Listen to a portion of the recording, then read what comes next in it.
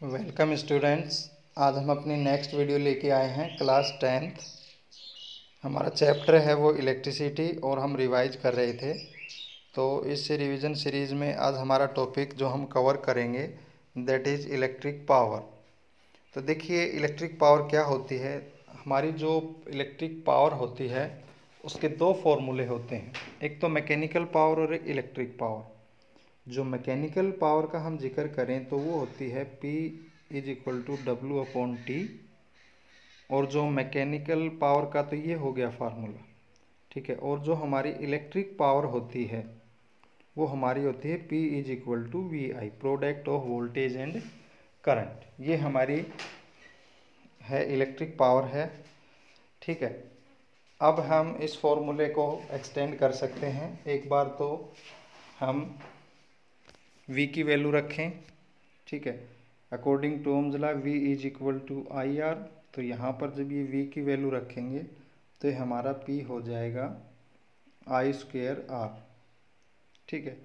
और एक बार स्टूडेंट्स हम जो हमारा P = VI है इसके अंदर I की वैल्यू रखें दैट इज़ V/R।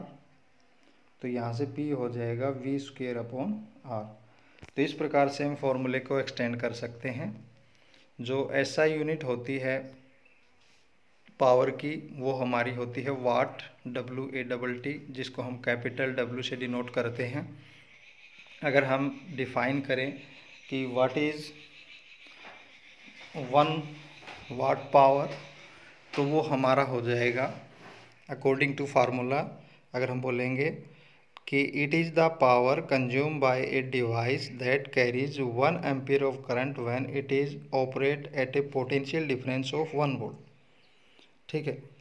मतलब कोई भी डिवाइस है वो 1 वाट पावर कब कंज्यूम करता है, जब उसके अंदर 1 एम्पीयर करंट फ्लो कर रहा हो और हमें उसको 1 वोल्ट पोटेंशियल डिफरेंस से देते हैं, ठीक है। तो यहाँ पे 1 वाट हम बताएंगे 1 वोल्ट मल्टीप्लाई बाय 1 एम्पियर, ठीक है। तो यहाँ पर जो 1 वाट है वो 1 VA के बराबर भी होती है, ठीक है। 1 वाट को हम 1 VA भी बोल सकते हैं। जो वोल्ट एम्पियर है इसी को ही हम वाट नाम देते हैं।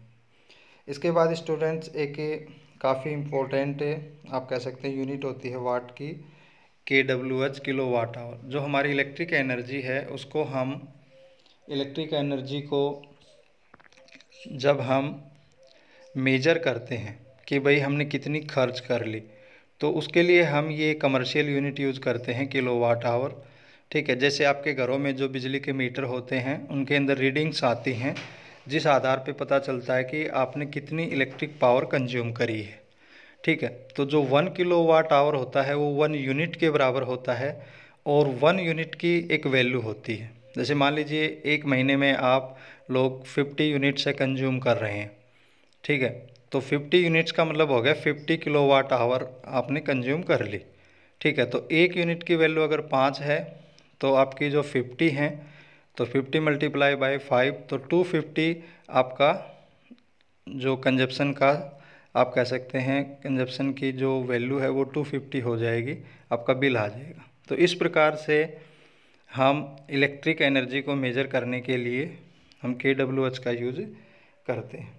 तो जो 1 kWh, के मीन किलो, किलो मतलब 1000, ठीक है। आवर को सेकंड में बदलेंगे तो एक आवर में हमारी 3600 सेकंड होती हैं और जो वाट सेकंड होती है वो जूल के बराबर होती है। तो 1 किलो वाट आवर है वो 3.6 × 10⁶ जूल एनर्जी होती है। ये एक रिलेशन है किलो वाट आवर और जूल के बीच में, इसको आप याद कर लें, काफ़ी इम्पोर्टेंट है, ठीक है। काफ़ी इसका यूज़ होता है। तो हमारी यहाँ पर 1 kWh = 3.6 × 10⁶ जूल। तो ये इसके ऊपर हमारे न्यूमेरिकल हम आगे करेंगे। तो इस कड़ी में हम पहला न्यूमेरिकल लेते हैं, example 12। An electric bulb is joint to a 220 volt generator, the current is 0.25 ampere. तो what is the power consume by the bulb. देखिए बल्ब की वोल्टेज दे रखी V 220 वोल्ट, करंट दिया हुआ है 0.25, पावर निकालनी। तो बिल्कुल सीधा हम इसमें फार्मूला यूज़ करेंगे, पावर P = VI, तो 220 मल्टीप्लाई बाय 0.25 ये हमारी आ जाएगी 55 वाट। इसके बाद हम देखेंगे क्वेश्चन नंबर 13, काफ़ी इंपॉर्टेंट है। An electric refrigerator rated 400 watt operates 9 hour per day. What is the cost of the energy consumed to operate it for 30 days at a hours 3 rupees पर किलोवाट आवर। देखिए एक refrigerator है 400 वाट का, वो प्रत्येक दिन हर रोज़ 9 घंटे चलता है, ठीक है।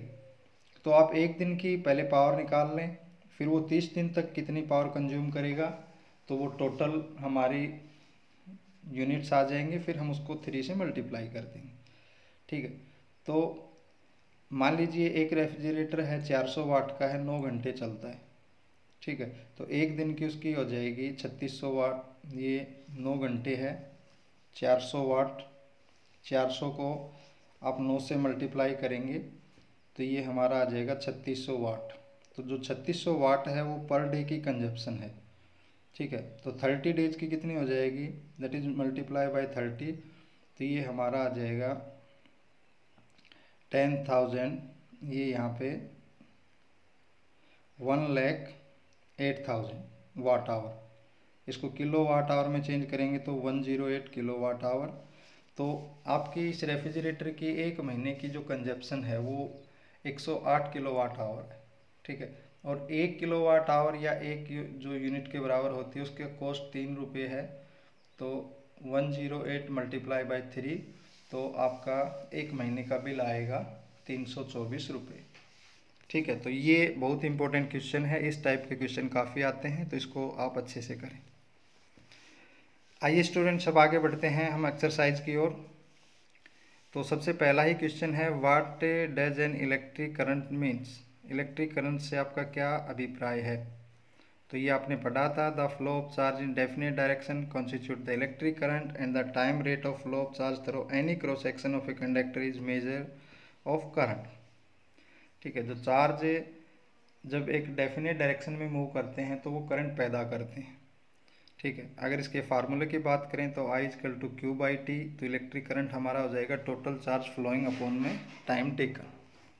उसके बाद है define the unit of current.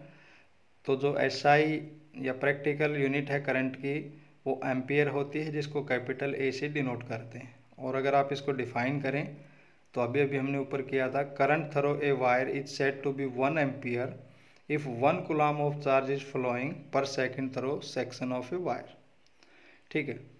कि किसी भी हम वायर के अंदर करंट 1 एम्पियर कब बोलेंगे, जब 1 कूलम चार्ज है वो 1 सेकेंड में फ्लो करता हो किसी भी क्रॉस सेक्शन ऑफ वायर के अंदर से। तो 1 एम्पियर 1 कूलम अपॉन सेकेंड, तो 1 एम्पियर है वो कूलम पर सेकेंड होता है। उसके बाद है calculate the number of electron constitute 1 coulomb of charge. ये एक हमारा फार्मूला होता है, Q = Ne, ठीक है। ये क्वांटाइजेशन ऑफ चार्ज होता है, +2 में आएगा Q ± Ne। यहाँ पे Q चार्ज है, N नंबर ऑफ इलेक्ट्रॉन या जो पार्टिकल्स आपके इलेक्ट्रॉन है या प्रोटॉन है, E इलेक्ट्रॉन। तो देखिए आपको करंट दिया हुआ 1 ampere, time 1 second, charge on electron 1.6 × 10⁻⁻19 coulomb.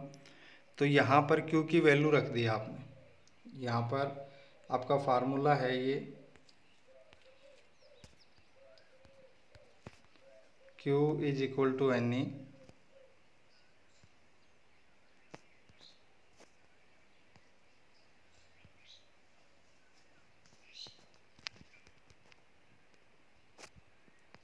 Q = Ne और यहाँ पे Q, ये जो फार्मूला है यहाँ से आपका Q हो जाएगा IT, तो यहाँ से IT = Ne, ठीक है। तो आपको N निकालना है, तो N I×T/E, तो ये आपका आ जाएगा 6.25 × 10⁻18 इलेक्ट्रॉन्स, ठीक है। तो 1 कूलम चार्ज है, उसके अंदर हमारे 6.25 × 10⁻18 इलेक्ट्रॉन हैं वो फ्लो करते हैं। उसके बाद name the device that help to maintain a potential difference across a conductor, ठीक है। तो जो हमारा डिवाइस होता है जो हेल्प करता है, ठीक है, तो देखिए एक बार इसमें क्या पूछा गया है कि name the device that help to maintain a potential difference across a conductor. उस डिवाइस का नाम बताइए जो किसी सर्किट के अंदर पोटेंशियल डिफरेंस को मेंटेन करता है। The difference of potential across a conductor may be maintain by means of battery constituting of 1 और 2 सेल, या मोस्टली आप कह सकते हैं सेल या बैटरी, ठीक है। ये एक वो डिवाइस होता है जो हमारे सर्किट के अंदर पोटेंशियल डिफरेंस को मेंटेन करता है। अगला क्वेश्चन है what is mean by saying that the potential difference between two points is 1 volt. मतलब आप कैसे बोलते हैं कि दो पॉइंट्स के बीच में पोटेंशियल डिफरेंस है 1 वोल्ट है, ठीक है।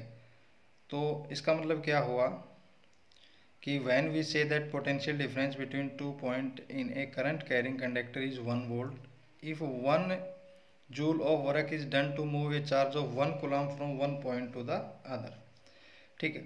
1 कूलम चार्ज को एक पॉइंट से दूसरे पॉइंट तक ले जाने में जब 1 जूल वर्क किया जाता है तो वो हमारा 1 वोल्ट कहलाता है। तो 1 वोल्ट जूल अपॉन कूलम, तो 1 वोल्ट जूल पर कूलम होता है। उसके बाद है how much energy is given to each coulomb of charge passing through a 6 volt battery, ठीक है। तो यहाँ पे आपको पोटेंशियल है 6 वोल्ट दे रखा है, चार्ज है वो 1 कूलम दे रखा है, तो एनर्जी क्या होती है VQ, ठीक है। ये हमारा फार्मूला है, इसको आप याद रख लें, ठीक है। एनर्जी या work is equal to VQ, तो V भी गिवन है, Q भी, तो वो 6 जूल आ जाएगा। उसके बाद है on what factor does the resistance of a conductor depend. ये मैंने आपको बताया था 4 फैक्टर्स पे डिपेंड करता है। एक कंडक्टर की length, area of cross section और नेचर ऑफ मटेरियल, और दूसरा आप कह सकते हैं टेम्परेचर। मतलब 4 फैक्टर आप याद कर लें कि जो रेजिस्टेंस है कंडक्टर का वो हमारे लेंथ पे, एरिया ऑफ क्रॉस सेक्शन पे, नेचर ऑफ मटेरियल और टेम्परेचर पे डिपेंड करता है। लेंथ के डायरेक्टली प्रोपोर्शनल होता है, जितनी लेंथ बहुत ज़्यादा होगी उतना ही ज़्यादा रेजिस्टेंस होगा वायर का। एरिया ऑफ क्रॉस सेक्शन के इन्वर्सली प्रोपोर्शनल होता है कि एरिया ऑफ क्रॉस सेक्शन जितना ज़्यादा होगा उतना ही कम रेजिस्टेंस होगा। अलग अलग मटेरियल्स वायर का रेजिस्टेंस अलग अलग होता है, और टेम्परेचर बढ़ने के साथ साथ रेजिस्टेंस है वो बढ़ जाता है। उसके बाद आता है will current flow more easily through a thick wire और a thin wire of the same material when connected to the same source why. देखिए क्या कहता है कि जो करंट है वो इजीली थ्रो कर जाता है, थिक वायर हो या थिन वायर सेम मटेरियल की, when connected to the same source. तो when we take 2 wires of the same length but of different area of cross section, thick wire and thin wire are connected to the same source, then we observe that the thick wire the resistance decrease as it inversely proportional to the area of cross section. So decrease in the resistance will help to flow current more easily in a thicker wire instead of a thin wire. आपको एक मोटी wire दी गई, एक पतली wire दी गई और same source से उनको कनेक्ट कर दिया, ठीक है। तो किसका रेजिस्टेंस ज़्यादा होगा? तो अभी अभी जैसे हमने ऊपर पढ़ा था कि एरिया ऑफ क्रॉस सेक्शन जितना ज़्यादा होगा रेजिस्टेंस उतना ही कम होता है। तो थिक वायर का रेजिस्टेंस कम होगा as compare to thin wire. Let the resistance of a electric component remain constant while the potential difference across the two ends of the component decrease to half of its former value. तो what change will occur in the current through it? इसमें देखिए जो resistance electric components का वो constant है जब हम potential difference apply करते हैं, ठीक है। अब मान लीजिए हम जब पोटेंशियल डिफरेंस उसको आधा कर दें तो जो करंट उसके अंदर फ्लो कर रहा था उस पर क्या प्रभाव पड़ेगा? तो resistance of electric component remaining constant, resistance को कांस्टेंट रखा गया है, तो potential difference directly proportional to current flowing through the conductor. Hence, when the potential difference across two ends of a conductor decrease to half of its former value, then the current passing through the conductor will also be half of former value. देखिए रेजिस्टेंस कांस्टेंट है तो Ohm's law आपने पढ़ा है V directly proportional to I।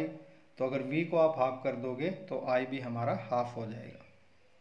इसके बाद स्टूडेंट ये क्वेश्चन नंबर 4 काफ़ी इम्पोर्टेंट है, कई बार हमारा फाइनल एग्जाम में आ चुका है। Why are coils of electric toasters and electric irons made of an alloy rather than a pure metal? जो हमारा इलेक्ट्रिक टोस्टर होता है या इलेक्ट्रिक आयरन, ठीक है, इनको हम जो अलॉय है उसी से इनकी जो कॉइल है वो बनाते हैं, ठीक है।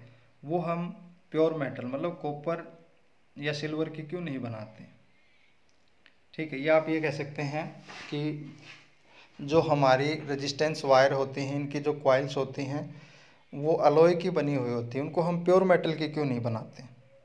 तो देखिए सीधी सी बात है कि जो अलॉय होता है उसकी रजिस्टिविटी बहुत ज़्यादा होती है as compare to pure metal. तो the metal and alloy have very low resistivity and are good conductor of electricity. The sensitivity of the alloy is generally higher than it constituent metals. Alloy do not oxidise readily at high temperature. Due to this reason, the coil of the electric toaster and iron are made of one alloy instead of a pure metal. देखिए आप सीधी सी बात कह सकते हैं कि जो alloy होते हैं उनका रेजिस्टेंस ज़्यादा होता है, उनका मेल्टिंग पॉइंट हाई होता है, ठीक है, वो जल्दी से पिघलती नहीं, ऑक्सीडाइज नहीं होती हैं, आप ये कह सकते हैं।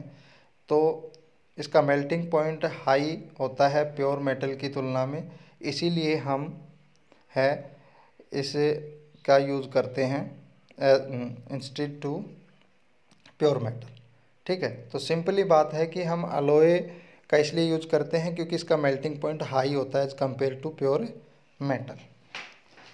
तो स्टूडेंट कुछ है कि हमारे एक्सरसाइज के क्वेश्चन थे, तो आज की वीडियो में इतना ही। नेक्स्ट वीडियो में हम आगे रिवाइज करेंगे, तो वीडियो को लाइक करें, शेयर करें। अभी तक अगर आप लोगों ने हमारा चैनल सब्सक्राइब नहीं किया है तो सब्सक्राइब करें। Thank you.